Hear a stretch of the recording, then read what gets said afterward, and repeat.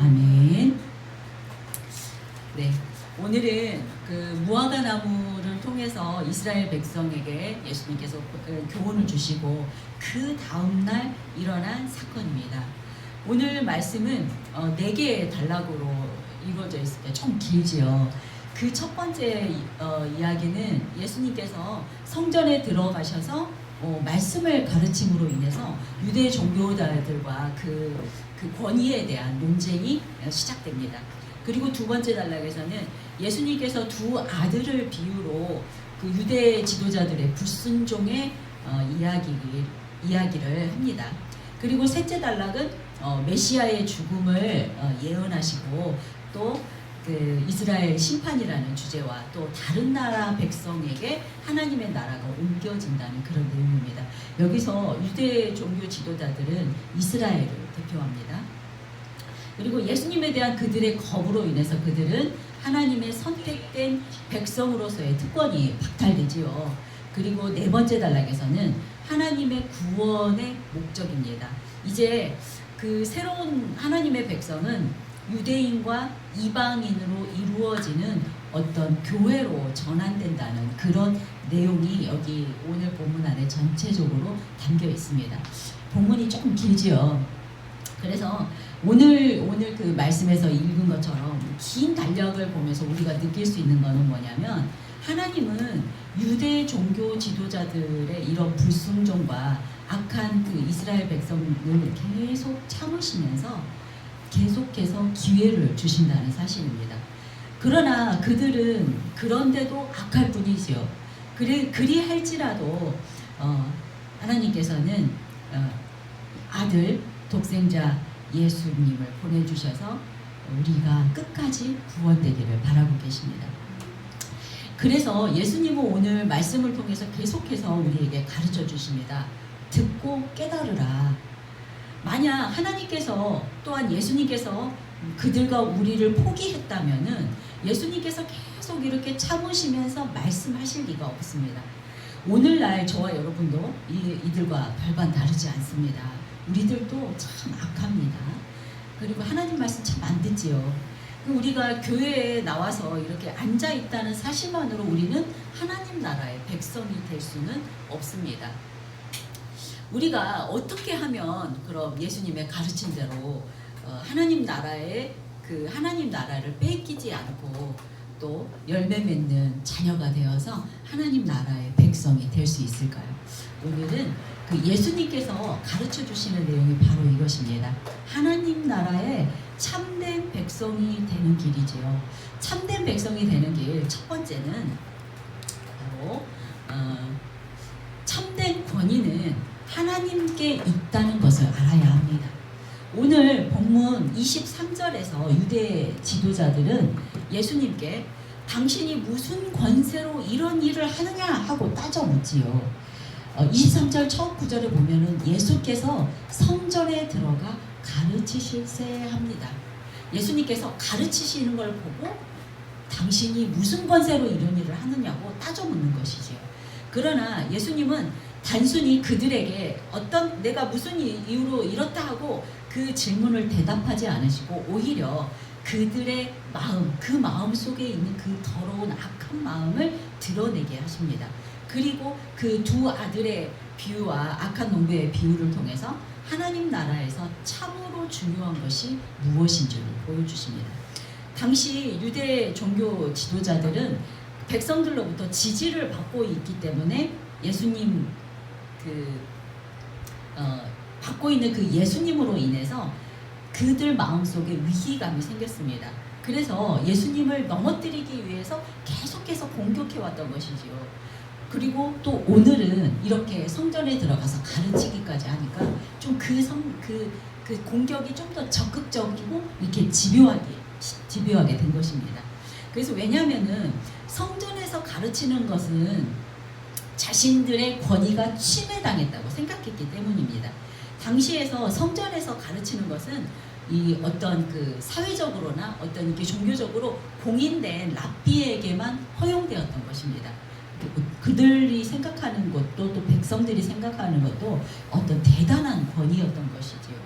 실제로 그 당시에 누구나 랍비가 될 수 있는 길은 모두에게 열려 있었다고 합니다. 그렇지만 그 랍비가 되어서 성전에서 가르칠 수 있는 그 권위까지 가기에는 결코 쉬운 길이 아니었습니다.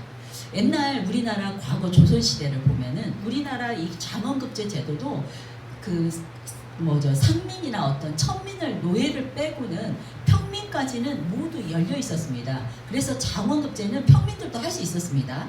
그렇지만 그 시대적 상황과 배경으로 볼 때 장원급제 평민이 합격한다는 것은 결코 쉬운 일이 아니었습니다. 그 공부가 쉬운 일이 아니었죠.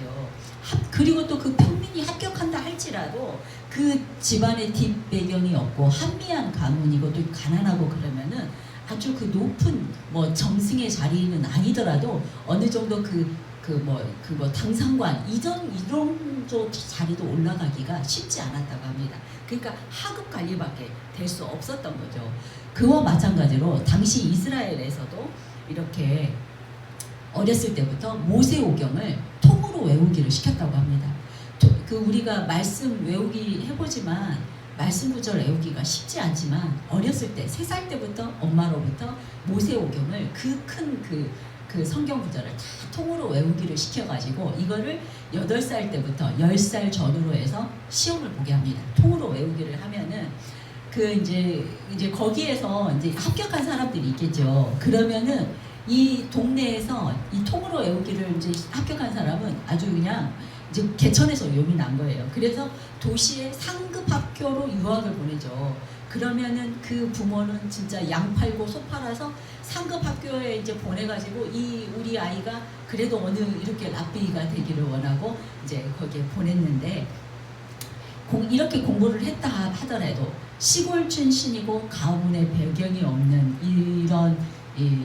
이런 사람들은 최고의 자리 랍비가 되지 못하고 그저 하급 관리에 머물렀다고 합니다. 그러니 이 랍비라는 것이 얼마나 가는 길이 어렵습니까? 그러니까 지금 우리로 치면 고액 과외를 받은 사람이라고 할 수 있죠. 랍비가 된 사람은 집안의 배경과 어떤 이런 것들이 부와 이렇게 다 쟁쟁한 집안에서 고액 과외를 시켜가지고 정말 이 랍비로서는 충분하게 그 일을 감당할 수 있도록 해서 이제 성전에서 가르칠 수 있는 권위를 부여를 했었던 것이죠. 그러니까 이 기득권층들은 자신이 가지고 있던 이 권력을 나누고 싶지 않았던 것입니다. 그런데 그런 실정이었는데 듣도 보도 못한 시골 베들레헴 출신 예수님이라는 분이 예루살렘 성전으로 들어와서 말씀을 가르쳤는데 그 말씀에는 당연히 권위가 있었겠죠.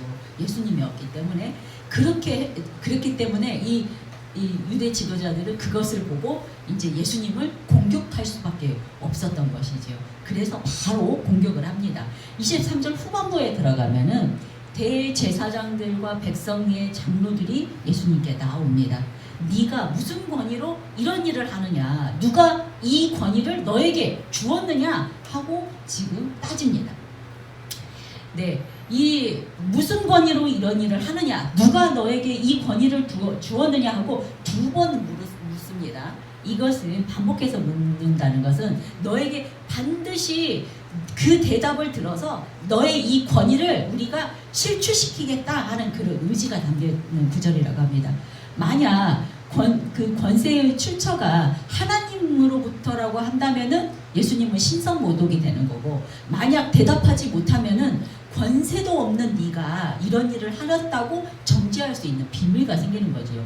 그런데 예수님은 그들의 이런 덫에 이렇게 걸리실 분이 아니죠. 24절에 보면은 예수께서 대답하여 이르시되 나도 한 말을 너희에게 물으리니 너희가 대답하면 나도 무슨 권위로 이런 일을 하는지 일러주리라 하고 역으로 질문을 합니다. 한마디로 너희가 내 질문에 대답하면 나도 알려주겠다. 그렇지만 너희가 대답하지 못하면 나도 너희들과 같이 알려주지 않겠다 하는 얘기죠. 25절, 26절 예수님이 하는 질문입니다. 요한의 세례가 어디로부터 왔느냐? 하늘로부터나 사람으로부터냐? 그들이 서로 의논하여 이르되 만일 하늘로부터라 하면 어찌하여 그를 믿지 아니하느냐 할 것이요 만일 사람으로부터라 하면 모든 사람이 요한을 선지자로 여기니 백성이 무섭다 하여 이렇게 그 얘기하지요. 그런데 여기에 예수님의 질문에 이들이 곤란하게 할 내용이 들어 있습니다. 세례 요한은 당시 이스라엘 백성들에게 굉장히 존경을 받고 인정받는 선지자로 인정을 받았기 때문에 하나님께로부터라고 그들이 대답하지 않으면 백성들에게 반발을 사게 될 것이고, 또 만약 하늘로부터라고 한다면은 하나님이 보낸 선지자를 죽게 했다는 비난을 받게 될 것이기 때문에 그들은 이 내용을 파악을 했던 것입니다. 그래서 지금 자기네들끼리 머리를 맞대고 의논하고 있습니다. 그리고 거기에 보면은 세례 요한은 예수님을 하나님의 어린 양이라고 말했었습니다. 그 당시에. 그렇기 때문에 예수님은 메시아라는 것을 인정하는 것이 되는 것이지요. 그런데 이들은 그 사실을 인정하지 않고 그 이스라엘 백성들의 눈치만 보면서 이들은 이러지도 못하고 저러지도 못하는 그런 상황이 되었던 것입니다. 왜 그랬습니까? 이들은 지금 자신들의 이 종교적, 정치적 그 위치와 기독권을 유지하기 위해서는 백성들의 지지를 받아야 했기 때문에 사람들의 눈치를 볼 수밖에 없는 그런 상황이었던 거죠. 하나님의 뜻을 보려고 하지 않았던 것입니다. 결국 그들의 대답은 모른다였습니다. 27절입니다. 예수께 대답하여 이르되 우리가 알지 못하노라 하니 예수께서 이르시되 나도 무슨 권위로 이런 일을 하는지 너희에게 이르지 아니하리라. 네. 유대 종교 지도자들은 긍정과 부정의 이런 진퇴양단의 고난에서 비겁하게 말하지 않겠다고 빠져나가는 것이죠. 이에 예수님도 너희들에게 알려주지 않겠다 하시죠. 그들은 알 자격이 없다라는 그런 뜻입니다. 그들이 세상적인 위세와 그 지위와 권세가 있고 그들의 지식은 아무리 뛰어나다고 할지라도 세상 욕심으로 인해서 이런 영적 타락은 영적 무지라는 결과를 초래했던 것입니다. 여기서 중요한 교훈은 참된 권위는 하나님께 있다는 것입니다. 예수님은 단순한 선생이 아니라 하나님의 아들로서 하나님의 권위를 가지신 분이었다는 것이 바로 이 말씀 안에 숨겨져 있습니다. 문제는 지도자들이 그 권위를 인정하지 않았고 또 백성들의 눈치만 봤기 때문에 이들은 아직도 예수님 앞에서 회개할 기회를 지금 놓치고 있다는 뜻이지요. 오늘날 우리도 마찬가지입니다. 내 삶의 주권이 하나님께 있음을 내가 인정하는가, 아니면 내 자리와 내 체면을 위해서 그 권위를 거부하는가와 거부하고 있지는 않는가, 우리가 이 시간 돌아보아야 하겠습니다. 하나님의 권위, 예수님의 권위를 인정해야만 우리가 하나님 나라의 참된 백성이 되는 줄 믿으시기 바랍니다. 네, 예수님께서 가르쳐 주시는 하나님의 그 참된 백성이 되는 길, 두 번째는 말이 아니라 순종이 하나님의 뜻을 이룬다는 것을 알아야 합니다. 31절 앞부분 제가 읽어드리겠습니다. 그러나 너희 생각에는 어떠하냐? 어떤 사람에게 두 아들이 있는데 맏아들에게 가서 이르되 오늘 포도원에 가서 일하라 하니 대답하여 이르되 아버지 가겠나이다 하더니 가지 않고 둘째 아들에게 가서 또 그와 같이 말하니 대답하여 이르되 실소이하다 하다가 그 후에 뉘우치고 갔으니 그들 중에 누가 아버지의 뜻대로 하였느냐. 네, 그 첫째 아들은 아버지 뜻에 순종하는 것처럼 말하고서는 실제로는 순종하지 않은 그 불의한 첫째 아들이 바로 지금 유대 종교 지도자들에 비유한 것입니다. 그들의 위선을 암시적으로 표현한 것이지요. 그리고 그들에게 물어봅니다. 이 두 아들 중에 누가 진정으로 순종한 아들이냐? 둘째 아들은 어떻게 했나요? 가지 않겠습니다. 실소이다 하고 나중에 뉘우치고 일하러 갔던 것이지요. 그래서 예수께서 그들에게 이르시되, 제가 읽어드리겠습니다. 진실로 너희에게 이르노니 세리들과 창녀들이 너희보다 먼저 하나님 나라에 들어가리라. 요한이 의의 도로 너희에게 왔거늘 너희는 그를 믿지 아니하였으되 세리와 창기는 믿었으며 너희는 이것을 보고도 끝내 뉘우쳐 믿지 아니하는도다. 네. 지금 제가 읽은 게 31절, 32절까지 제가 읽었습니다. 이 둘째 아들은 처음에는 가기 싫다 했지만 결국 뉘우치고 그 아버지의 뜻에 따라서 이렇게 갔었지요. 그런데 이 아버지의 뜻에 따른 둘째 아들이 바로 세리와 창기와 같다고 비유를 하고 계시는 것입니다. 이 세리와 창기들은 그때 당시 어떤 사람들이었나요? 하나님이 주신 율법을 따르지 않는 어떤 그런 자들이었습니다. 그리고 가장 죄인이라고 부정한 사람이라고 상종하지도 않고 창기들과는 어떤 부정한 사람의 어떤 표본이었잖아요. 그런데 그들이 너희보다 먼저 하나님 나라에 들어가게 될 것이라는 것을 말씀하고 계십니다. 그래서 자신의 욕심에 따라서 살았던 이런 어떤 세리들도 돈을 벌기 위해서 세리가 됐고, 또 어떤 그런 사람들이었잖아요. 이런 사람들도 하나님 앞에서 회개함으로 순종의 길로 갈 수 있었는데, 종교 지도자 너희들은 이것을 보고도 끝내 뉘우치지 않는 굳어있는 마음을 지책하고 계시는 것이죠. 여기에 이제 우리가 조금 여기 32절에 요한이 의의 도로 너희에게 왔거늘, 이 구절을 잠깐 보고 가겠습니다.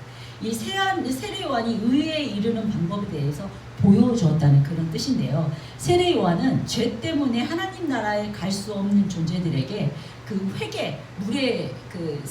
회개의 세례를 전파하면서 하나님께 받아들여질 수 있는 그런 의의 길을 선포했다는 그런 뜻입니다. 그러나 이것은 회개를 통해서 죄를 용서받는 방법을 안내받았던 것이지 죄에 대한 근본적인 해결책은 아니었죠. 해결책은 예수님입니다. 우리의 죄의 해결책은 예수님입니다. 세례 요한의 세례는 장차 오실 예수 그리스도의 속죄 사역을 준비하는 그런 예표하는 표지판이었던 것이죠. 이러한 세례 요한을 거부한 유대 종교 지도자들은 예수님 또한 거부함으로써 예수님께 나아올 수 없는 것을 지적하고 계시는 것입니다. 당시에 세리나 창기들은 유대 종교 지도자들과 비교해 보면은 너무나 큰 죄인이었습니다. 그러나 그들은 자신들이 죄인임을 인정하고 주님의 말씀을 듣고 회개하고 구원을 받았습니다. 이에 비해서 유대 종교 지도자들은 똑같이 죄인이었지만 스스로 의인인 체 하면서 또 교만했던 것이지요. 교만하게 살았던 것입니다. 그들은 스스로 의인이기에 회개할 줄을 몰랐던 것이죠. 그리고 구원자인 예수님마저도 십자가에 못 박아서 죽이고 말았지요. 오늘날에도 교회 안에 신앙인이라고 자신들이 말하고는 있지만 실제로는 순종하지 않는 경우가 너무나 많습니다. 그러나 하나님은 우리의 말보다 또 행동과 삶과 그 열매를 보십니다. 신앙은 어떤 지식이나 형식이 아니라 순종의 문제라는 것이죠. 여러분, 아무리 신앙생활 오래 하고 또 직분이 높고 내가 목사, 내가 장로, 내가 권사라고 할지라도 그것이 형식이다 하고 또 자기가 나는 의인이다 하고 이렇게 교만하지 말아야 하겠습니다. 우리의 구원의 길은 회개를 거부하지 않고 하나님 앞에 온전히 나아가서 겸손하게 행하며 더욱 순종함으로 나아가는 길임을 잊지 마시기 바랍니다. 네, 예수님께서 가르쳐 주시는 참된 하나님 나라의 참된 백성이 되는 길 세 번째, 열매 맺는 백성만이 하나님 나라를 얻는다는 것을 알아야 합니다. 33절부터는 포도원 주인과 농부들의 비유를 통해서 종교 지도자들에게 그들의 실체의 그 모습을 알려주려고 경고하는 그런 내용의 말씀입니다. 33절에서 36절 제가 읽어드리겠습니다. 다른 한 비유를 들으라. 한 집 주인이 포도원을 만들어 산울타리로 두르고 거기에 즙자는 틀을 만들고 망대를 짓고 농부들에게 새로 주고 타국에 갔더니 열매 거둘 때가 가까움에 그 열매를 받으려고 자기 종들을 농부들에게 보내니 농부들이 종들을 잡아 하나는 심히 때리고 하나는 죽이고 하나는 돌로 쳤거늘 다시 다른 종들을 처음보다 많이 보내니 그들에게도 그렇게 하였는지라. 앞에 두 아들 비유로는 그들의 불순종에 대해서 말씀하셨다면은 33절 이하는 유대 종교 지도자들의 이런 제약된 모습을 지적하고 계십니다. 당시 유대인들에게 이해하기 쉬운 그 포도원의 비유를 사용하지요. 포도원이라는 것은 어떤 그 이스라엘 백성을 뜻하잖아요. 그래서 포도원을 만들고 이 울타리와 망대와 집자는 틀을 주어서 새를 주었다는 그 표현이 뭐냐면은 이 포도원 주인 하나님께서 농부로 비유된 이 이스라엘 백성 혹은 이스라엘 지도자들에게 너희가 하나님을 잘 섬길 수 있게 모든 시설을 다 갖춰주고 율법도 주고 성막도 주고 다 해서 너희가 그 큰 은혜를 받았는데 너희의 그 욕심과 타락으로 인해서 하나님을 배반하고 또 이런 악한 농부들과 같이 악한 행동을 한 것을 지금 비유하고 있는 것입니다. 그 농부들이 심히 때리고 죽이고 돌로 쳤지만 하나님은 다시 한번 너희에게 기회를 주어서 다시 두 번째 또 보냈는데 그러나 이들은 또 뉘우치지 않고 똑같은 악행을 범하고 있다. 이것을 비유로 알려주시는 거죠. 정말 인간의 악함이 너무나 잘 드러나는 그런 비유입니다. 우리들도 하나님을 하나님으로 알지 못할 때 우리가 저지를 수 있는 이런 악한 모습입니다. 죄악과 욕심과 탐욕을 버리고 하나님 알기에 더 우리가 힘써야 하겠습니다. 네, 37절에서 39절까지의 말씀 제가 읽어드리겠습니다. 후에 자기 아들을 보내매 그들이 내 아들을 존대하리라 하였더니 농부들이 그 아들을 보고 서로 말하되 이는 상속자니 자 죽이고 그의 유산을 차지하자 하고 이에 잡아 포도원 밖에 내쫓아 죽이니라. 아멘. 네, 하나님은 그들의 악함에도 그들이 변화되기를 바라십니다. 하나님은 농부들이 이 악함을 버리고 그리스도를 공경하기를 바라고 메시아를 보내주셨던 것이죠. 그러나 그들은 자신들의 이 이권 때문에 영적인 눈이 뜨지 못하고 메시아를 알아보지 못하고 대적하고 죽였던 것입니다. 예수님께서는 자신을 죽이려는 그들의 음모를 아시고 지금 이 비유로 그들의 허를 찌르고 그들이 깨닫기를 바라고 계시지만 그들은 결국 깨닫지 못하고 예수님을 죽이게 되죠. 예수님은 그들에게 메시아인 자신의 고난과 죽음을 비유를 통해서 지금 알려주고 계십니다. 아멘이지요. 40절, 41절 말씀입니다. 그러면 포도원 주인이 올 때 그 농부들을 어떻게 하겠느냐? 그들이 말하되 그 악한 자들을 진멸하고 포도원은 제때에 열매를 바칠 만한 다른 농부들에게 새로 줄지어다. 네, 아멘. 예수님의 질문에 대한 답은 그들이 이미 알고 있습니다. 그 악한 농부들은 진멸되고 다른 농부들에게 넘어갈 것이라고 하지요. 구원은 이스라엘에게서 이방인에게로 넘어가게 된다는 것입니다. 그러나 그 하나님은 그럼에도 불구하고 자신이 선택한 자신의 백성을 버리지 않으시고 끝까지 구원되기를 원하십니다. 42절에서 44절 말씀입니다. 예수께서 이르시되 너희가 성경에 건축자들이 버린 돌이 모퉁이의 머릿돌이 되었나니 이것은 주로 말미암아 된 것이요 우리 눈에 기이하도다 함을 읽어본 적이 없느냐. 그러므로 내가 너희에게 이르노니 하나님의 나라를 너희는 빼앗기고 그 나라를 열매 맺는 백성이 받으리라. 그 돌 위에 떨어지는 자는 깨지겠고 그 돌이 사람 위에 떨어지면 그를 가루로 만들어 흩트리라 하시니. 네, 이 부분은 좀 어렵기는 하지만 시편 118편 22절에서 23절을 인용한 말씀입니다. 제가 좀 복잡한 말이라 이거를 풀자면 또 시간이 길어져서 간단하게 풀어보면 이렇습니다. 예수님은 유대 종교 지도자들에게 거부당하여서 비록 죽임을 당하시지만 모든 인류를 구원하시는 메시아가 된다는 그런 뜻입니다. 머릿돌이 되는 돌은 자신을 버린 자들에게 멸망시키는 돌이 된다는 그런 뜻인데요. 이 돌은 그들에게 멸망을 가져오게 된다고 말씀하셨지요. 이 말이 뭐냐면 예수님 자신이 스스로 모퉁이의 머릿돌이라 이렇게 칭하는 것은 새롭게 형성된 영적 공동체인 교회의 머릿돌이 된다는 그런 의미의 말씀입니다. 예, 이거를 풀자면 굉장히 길고 그렇지만 전체적으로 볼 때는 이런 내용입니다. 그러므로 너희들 메시아인 예수를 대척함으로 악한 지도자들의 받게 될 그런 영원한 멸망에 대해서 경고하시는 그런 말씀입니다. 결론은 우리의 구원은 부와 명예와 어떤 권위와 권세가 아니라 모퉁이 돌 대신 예수님을 믿음으로만 가능하다는 그런 결론의 말씀입니다. 네, 45절, 46절 말씀입니다. 대제사장과 바리새인들이 예수의 비유를 듣고 자기를 가리켜 하신 말씀인 줄 알고 잡고자 하나 무리를 무서워하니 이는 그들이 예수를 선지자로 알미더라. 아멘. 이 종교 지도자들의 반응입니다. 이들은 예수님의 말씀을 듣고 그 뜻을 알게 됩니다.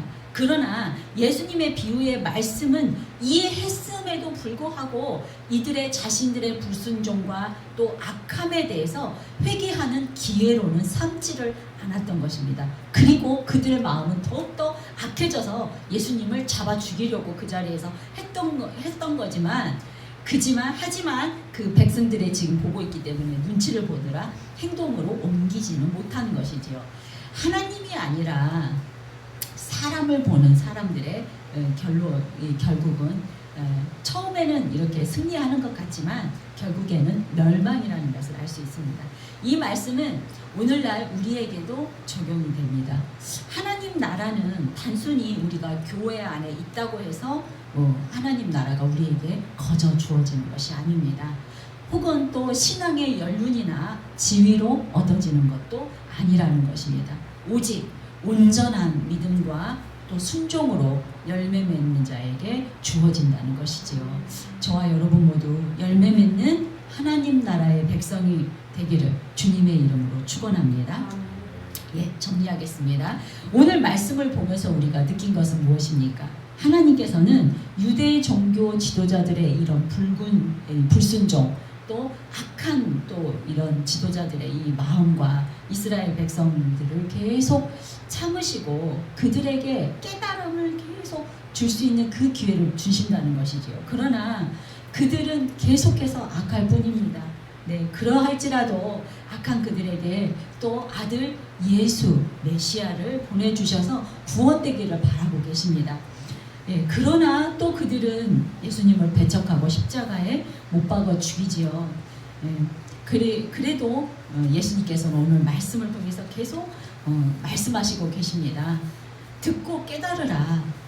만약 하나님께서 그들과 우리를 포기했다면 우리가 이렇게 계속해서 깨달을 수 있을까요? 아마 그들이 계속해서 깨달을도록 이렇게 예수님께서 말씀하시는 그것을 본다면은 하나님의 이 구원의 목적이 뭔가를 우리는 오늘 우리 마음속에 새겨야 할 것입니다. 우리가 계속 하나님 믿는다고 하면서도 우리의 이 악한 마음이 계속 올라오는 것을 하나님이 계속 참으면서 우리에게 기회를 주고 있다는 그런 말씀일 것입니다. 오늘 본문의 유대 종교 지도자들과 이스라엘 백성의 모습은 지금 우리들의 모습과 다를 것이 없습니다. 두 아들의 비유와 포도원의 이 악한 농부의 모습은 지금 우리의 모습이라는 생각이 들었습니다. 이들처럼 우리들이 예배를 드린다 하여도 불순종의 모습은 우리 안에 그대로 남아있지 않습니까? 또한 욕심으로 가득한 이 악한 농부들의 모습이 바로 우리의 모습은 아닙니까? 오늘 본문의 예수님께서는 지금 저와 여러분에게도 동일하게 말씀하고 계신 것입니다. 우리의 죄악된 모습을 깨우치라는 그런 말씀이지요. 우리가 교회 안에 있다고 해서 혹은 아까도 말씀드렸듯이 신앙생활을 오래 했다고 해서 또 신앙 연륜이 오래 된다고 해서 자동으로 하나님 나라의 백성이 되는 것은 아니라는 것입니다. 우리는 하나님의 권위를 인정하고 날마다 하나님 앞에 순종하고 회개하며 우리 삶 속에서 열매 맺는 삶을 사는 사람만이 하나님 나라의 참된 백성이 된다는 것을 알아야 합니다. 예수님께서 말씀하시고 계십니다. 어서 나에게 돌아오라. 나는 너의 구원을 원한다. 예, 하나님께서는 지금 저와 여러분에게 말씀하시고 계시지요. 하나님의 사랑과 주님의 은혜가 우리 안에 충만하여지기를 예수님의 이름으로 축복합니다. 아멘. 오늘 말씀을 생각하면서